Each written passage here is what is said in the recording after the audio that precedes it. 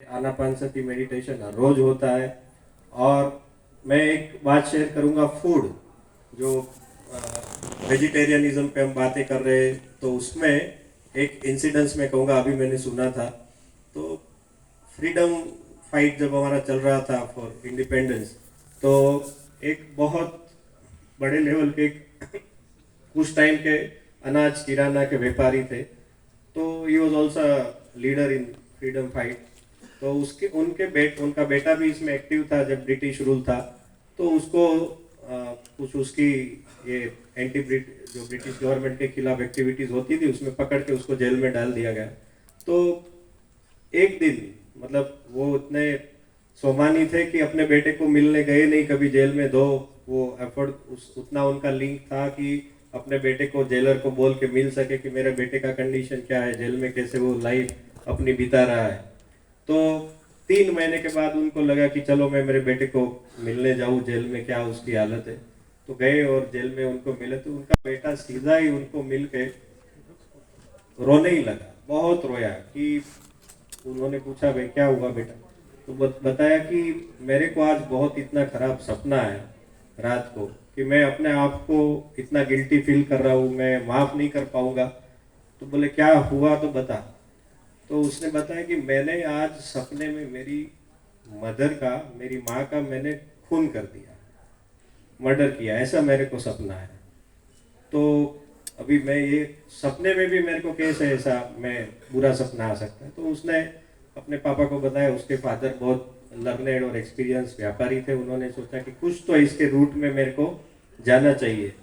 तो फिर उन्होंने पूरे उसका डेली जो उसका जेल में रहने का उसका जो शेड्यूल था, उसका स्टडी किया कि ये किसके साथ रहता है, किसके साथ समय बिताता है, क्या एक्टिविटी करता है।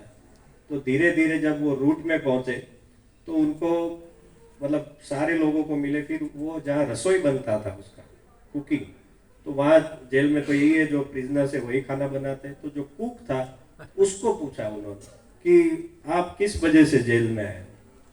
तो उसने बताया कि मैंने मेरी माँ का मर्डर किया। तो ये बहुत बड़ा एग्जाम्पल है। जब वो रोटी बना रहा है, तो उसका इमोशन, उसका थॉट वो है जो कि उसमें ट्रांसफर हुआ और जिसने खाया उसमें भी आया। तो ये इतना बड़ा इम्पोर्टेंट, हम सब लोग सुबह से बात कर रहे हैं वेजिटेरियनिज्म का, तो इतना फूड का और फूड बनाने वाले का इमोशंस उसमें इम्पोर्टेंट है। तो हम जो ज्वेलरी बनाते हैं, हर रोज जो आनापानसती मेडिटेशन होता है, उसके बाद हम एक प्रार्थना करते हैं। हमारा एवरीडे मॉर्निंग कंपनी में 10 o'clock प्रेयर से चालू होता है, फिर आनापानसती आफ्टरनून, और the day ends with the national anthem, all 6,000 employees. तो आनापानसती के बाद हम एक प्रार्थना करते हैं कि हम जो डायमंड बनाते हैं, वो डायमंड जो जिसने बनाया है, जो माइनिंग से निकला है, उनका भला हो।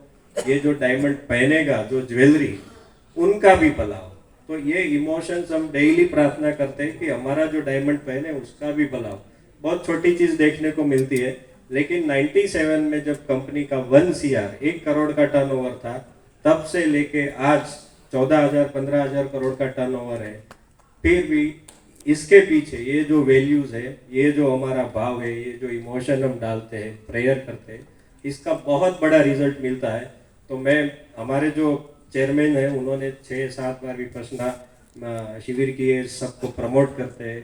तो आप एक बीच में तो पीएमसी का एक टीम आया था सूरत, विजिट किया था हमारा कंपनी। जब भी आप आओगे तो we have put all these things and all these values in practice. So this is the story. और गवर्नमेंट में मैं रहा हूँ, तो हाउ कैन मेडिटेशन